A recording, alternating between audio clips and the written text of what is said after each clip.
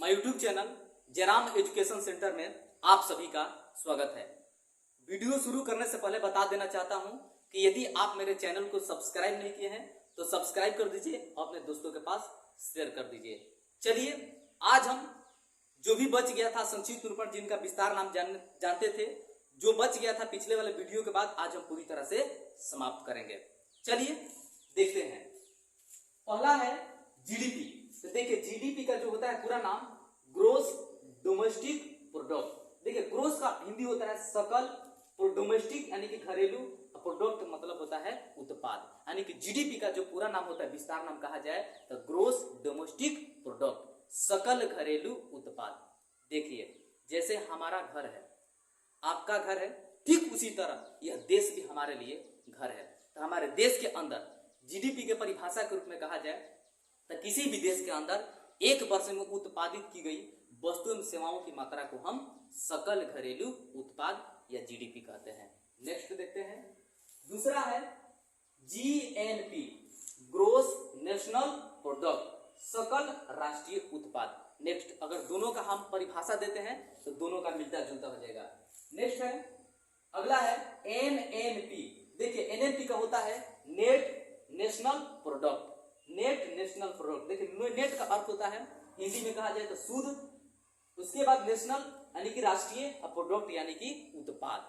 Net national product यानी कि शुद्ध राष्ट्रीय उत्पाद, एनएनपी का विस्तार नाम हो गया। उसके बाद है सीएसओ। देखिए, पहले सीएसओ से बताने से पहले बता देता हूं कि एनएनपी क्या है। देखिए, नेट नेशनल प्रोडक्ट। देखिए, शुद्ध, जैसे मान लीजिए कि आप भी कोई भी काम करते हैं या हमारे घर में किसी भी तरह का उत्पाद हो, या जब हम फसल उपजाते हैं तो उसमें कुछ कीड़ा मकोड़ा या बहुत तरह से क्या होता है, फसल बर्बाद हो जाता है, तो उसको घटाने के बाद जो हमारे पास शेष बचता है, यानी कि शुद्ध जो होगा उसी को माना जाएगा, जो हमारे पास उपलब्ध होगा शुद्ध माना जाएगा। ठीक उसी तरह हमारे देश में एक साल में जो भी उत्पादित की गई वस्तुएं हैं उसमें जो भी खर्चा हुआ है, जो भी खराबी हुई है, जो भी नुकसान है, उसको घटा देने के बाद जो बचता है वो शुद्ध राष्ट्रीय उत्पाद कहलाता है। नेक्स्ट है सीएसओ। देखिए, सेंट्रल स्टैटिस्टिकल ऑर्गेनाइजेशन, इसका हिंदी होता है केंद्रीय सांख्यिकी संगठन। देखिए, केंद्रीय सांख्यिकी संगठन के मुख्य कार्य कहा जाए तो इसका कार्य होता है राष्ट्रीय आय का आंकलन, यानी कि देश का यह आंकलन करता है हमारे आय का कि देश के आय कितना है। सीएसओ, सेंट्रल स्टैटिस्टिकल ऑर्गेनाइजेशन, केंद्रीय सांख्यिकी संगठन, याद रखिएगा। नेक्स्ट है एपीएल। अब देखिए, हमारे गांव में या आपके गांव में, किसी भी गांव में हम जाते हैं जो राशन उठाने, तो वहां पर जन वितरण प्रणाली।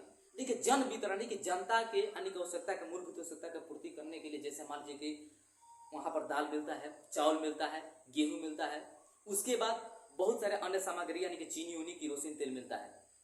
तो ये जो है गया एपीएल बीपीएल। तो वहां पर हम जाएंगे जब लेने, तो वहां पर आपको पता चलेगा या किसी को भी कि एपीएल बीपीएल। तो देखते हैं कि एपीएल और बीपीएल यानी कि समाज में हमारे कौन से व्यक्ति गरीबी रेखा के नीचे है और कौन से व्यक्ति गरीबी रेखा के ऊपर है, उसी को एपीएल बीपीएल कहते हैं। देखते हैं इसका नाम भी विस्तार।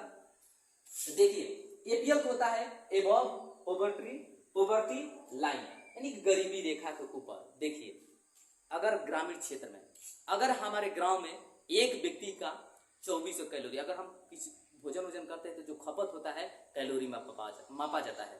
तो अगर ग्रामीण व्यक्ति के, अगर एक ग्रामीण व्यक्ति के खपत 2400 से ऊपर है तो व्यक्ति गरीबी रेखा के ऊपर माना जाएगा, और वहीं जब 2400 कैलोरी के नीचे है तो वह व्यक्ति गरीबी रेखा के नीचे है। तो देखिए, यहाँ पर है एपीएल, एबव पॉवर्टी लाइन। तो हम गरीबी रेखा के ऊपर बात करते हैं। तो ग्रामीण क्षेत्र में जिस व्यक्ति के खपत एक महीने में अगर 2400 कैलोरी से अधिक है और शहर में 2100 कैलोरी से अधिक है तो व्यक्ति एपीएल के रूप में माना जाता है, एपीएल के अंतर्गत आते हैं। देखिए, उसके बाद हो गया बीपीएल। तो बीपीएल होता है बिलो पॉवर्टी लाइन, गरीबी रेखा के नीचे। देखिए, इसका भी होता है कि जिस व्यक्ति का, अगर ग्रामीण क्षेत्र में एक व्यक्ति का खपत महीने का 2400 कैलोरी से कम और शहरी क्षेत्र में 2100 कैलोरी से कम है तो व्यक्ति गरीबी रेखा के नीचे, यानी कि उसको इंदिरा आवास यानी कि अन्य सुविधाएं भी उनको मिल सकती है, जिसे हम बीपीएल कहते हैं। नेक्स्ट है नरेगा, NREGA।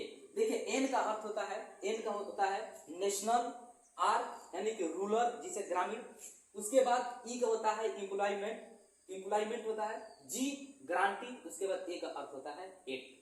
इसका हिंदी कहा जाए तो राष्ट्रीय ग्रामीण रोजगार गारंटी अधिनियम।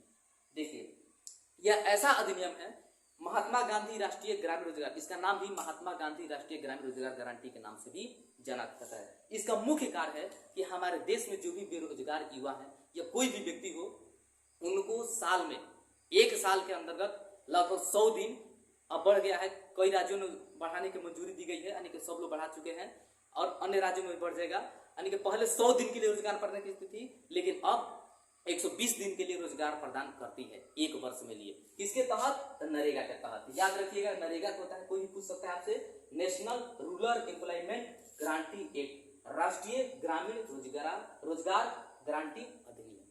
हम पूरी तरह से जान चुके। अब नेक्स्ट वीडियो जब हम बनाने जाऊंगा तो ये जितने भी है, इसके पहले वाले वीडियो भी जो संक्षिप्त बताए थे A to Z का हम परिभाषा सहित बताएंगे और एग्जाम्पल भी देंगे। अगर मेरा वीडियो बढ़िया लगे तो लाइक, शेयर और सब्सक्राइब जरूर करिए। Okay, bye bye.